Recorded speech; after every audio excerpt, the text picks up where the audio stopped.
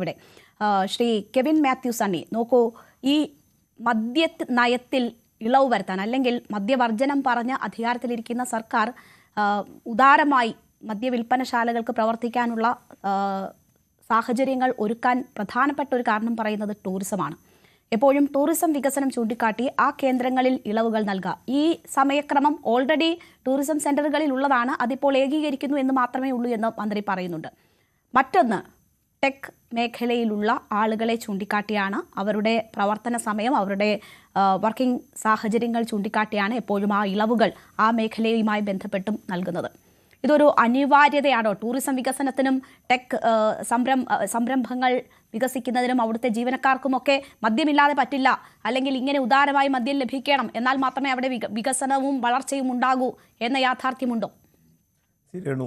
3 കാര്യങ്ങളാണ്. ഒന്നാമത്തെ കാര്യം, ഞാൻ മദ്യനിരോധനം, ഇപ്പം നമ്മുടെ ഇന്നത്തെ വിഷയത്തിന് നോക്കിയാലും ഒന്ന് മദ്യനിരോധനം എന്ന് പറയുന്ന സാധനത്തിനോട് ഉള്ള ഒരു വിയോജിപ്പ് തന്നെ. കാരണം നമ്മൾ ഹിസ്റ്ററി റിപ്പീറ്റ്സ് ഇറ്റ്സെൽഫ്. ആൻഡ് മദ്യനിരോധനം എവിടെയൊക്കെ ലോകത്ത് പല സ്ഥലത്തും ഇത് പല ഗവൺമെൻറ്റുകൾ പരീക്ഷിച്ചിട്ടുണ്ട്. ഇവിടെ എല്ലാം പരാജയപ്പെട്ടിട്ടുണ്ട് എന്നുള്ളതിനേക്കാൾ കൂടുതലായിട്ട് അതൊരു സാമൂഹ്യ വിപത്തായി മാറുന്നൊരു കാഴ്ചയും കണ്ടിട്ടുണ്ട്. അപ്പം മദ്യനിരോധനം, കണ്ണടച്ചുള്ളൊരു മദ്യനിരോധനം കണ്ണടച്ചിരുട്ടാക്കൽ തന്നെയാണ്. അതുകൊണ്ട് സമൂഹത്തിന് ഒരു സൊല്യൂഷന്, ഒരു ബെറ്റർമെൻറ്റും ഉണ്ടാവുന്നില്ല എന്നുള്ളത് ഒരു റിയലൈസേഷൻ നമുക്ക് എല്ലാവർക്കും ഉണ്ടാവണം. കാരണം അതൊരു സത്യമാണ്, അത് കണ്ടറിഞ്ഞ ഒരു കാര്യമാണ് ലോകത്തിൻ്റെ പല ഭാഗത്ത്. ഇനി അതുകൊണ്ട് തന്നെ മദ്യനിരോധനം എന്ന് പറയുന്നൊരു വിഷയത്തെ ഇതിലേക്ക് കൂട്ടിക്കുഴയ്ക്കുന്നില്ല. അത് മദ്യനിരോധനത്തിന് പകരം വേണ്ടത് നല്ല എഡ്യൂക്കേഷൻ, നല്ല ഇനിഷ്യേറ്റീവുകളാണ്. ഒരു സോഷ്യൽ മോഡിഫിക്കേഷനുള്ള ഇനിഷ്യേറ്റീവുകൾ സർക്കാരുകളുടെ ഭാഗത്തുനിന്ന് വരണം. അത് നിർബന്ധമായും വരണം. അതൊന്ന്. 2, ഈ നമ്മുടെ മലയാളിയുടെ മദ്യപാന ശീലം തന്നെ മാറേണ്ടതുണ്ട്.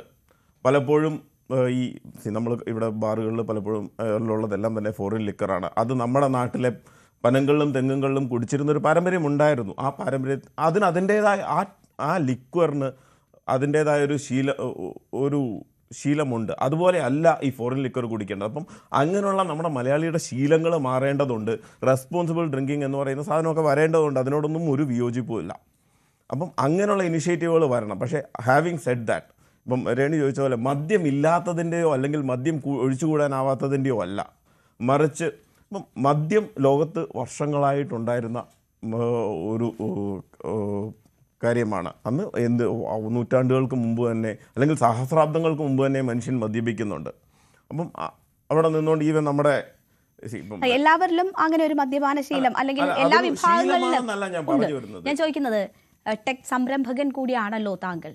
ടെക്കികൾക്കിടയിൽ ഈ പറയുന്നത് പോലെ അവരെ ഒരു കാരണമാക്കിക്കൊണ്ട് അല്ലെങ്കിൽ ഇത്തരം നയങ്ങളിലൊക്കെ ഇളവ് വരുത്തുമ്പോൾ അവരെ ഒരു കാരണമാക്കുന്ന തരത്തിലുള്ള മദ്യ ആസക്തി ടെക് മേഖലയിൽ ഉണ്ടോ യഥാർത്ഥത്തിൽ? അതൊരു മദ്യാസക്തിയിലേക്ക് കൂട്ടി വായിക്കേണ്ടെന്നാണ് ഞാൻ പറയുന്നത്. കാരണം വെച്ചെങ്കിൽ ഇപ്പം നമ്മുടെ തന്നെ ഞാൻ ടെക്നോ പാർക്കിലാണ് വർക്ക് ചെയ്യുന്നത്. അപ്പം അവിടുത്തെ ഒരു ഇതിൽ തന്നെ പല സ്റ്റഡീസുണ്ട്. പല മേജർ കമ്പനീസും ഇവിടെ തിരുവനന്തപുരം ഒരു ICT പാർക്കിൽ ഇപ്പോൾ വിജയരാഘവൻ സാറുണ്ട്, 90കളിൽ തുടങ്ങി നായനാർ സാറും കെ നായനാർ സാറും ഒക്കെ ഒരുമിച്ച് ചേർന്ന് കൊണ്ടുവന്ന് തിരുവനന്തപുരത്തിൻ്റെ മുഖച്ഛായ മാറ്റിയ കേരളത്തിലേക്ക് ഇത്രയും ഡെവലപ്മെൻറ്റ് കൊണ്ടുവന്നൊരു പ്രസ്ഥാനമാണ്. 2 ലക്ഷത്തിലേറെ കുടുംബങ്ങൾക്ക് അന്നം കൊടുക്കുന്നൊരു പ്രസ്ഥാനമാണ്.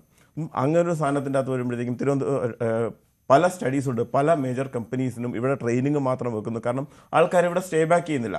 അത് മദ്യം ഇല്ലാത്തതിൻ്റെ പ്രശ്നമല്ല. മദ്യം എന്നും ഇവിടെ അവൈലബിൾ ആണ്. ബിവറേജിൽ പോയി മേടിച്ച് വീട്ടിൽ പോയിരുന്ന് കഴിക്കാം എന്ന് പറയുന്ന സാധനം എന്നും അവൈലബിൾ ഉണ്ട്. പക്ഷെ മറിച്ച് ഈ ബാറുകൾ അല്ലെങ്കിൽ ഈ റെസ്റ്റോ ബാറുകൾ ഇതൊക്കെ ഒരു സോഷ്യലൈസിങ് സെൻറ്റേഴ്സാണ്. അവരുടെ സാമൂഹിക ഹെൽത്തിനെ വീട്ടിൽ പോയൊരു കുപ്പി മേടിച്ച് തീർക്കാം, അതല്ല അതിൻ്റെ ഇത്.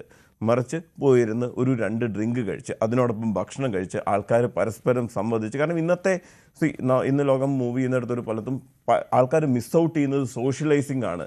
മറ്റേ രാവിലെ വരുന്നു, ഓഫീസിൽ വരുന്നു, ഡെസ്കിലിരുന്ന് ജോലി ചെയ്യുന്നു, തിരിച്ചു പോകുന്നതിൻ്റെ അപ്പുറത്തേക്ക് ആൾക്കാർ അതിന് മദ്യം കൂടെ ഉണ്ട്. അതിനൊരു കാറ്റലിസ്റ്റ് ആവുന്നുണ്ടെന്നുള്ളത് അംഗീകരിക്കുന്നു. പക്ഷെ അതൊരിക്കലും ഒരു ഡേഞ്ചറസ് ആൽക്കഹോളിസത്തിലേക്കോ അഡിക്ഷനിലേക്കോ അല്ല പോകേണ്ടത്. അത് മറിച്ച് അത് പല സംസ്കാരങ്ങളും, ഇപ്പം ഈ പറയുന്ന ICT പാർക്കുകളാണെങ്കിലും ടൂറിസം മേഖലയാണെങ്കിലും ഒക്കെ പാശ്ചാത്യ മേഖലയോട് അവിടെ ഇതിന് നല്ല ഉദാഹരണങ്ങളുണ്ട്. അവിടെയും റോട്ടൺ ആപ്പിൾസ് ഉണ്ട്, ഇല്ലയെന്ന് ഞാൻ പറയുന്നില്ല.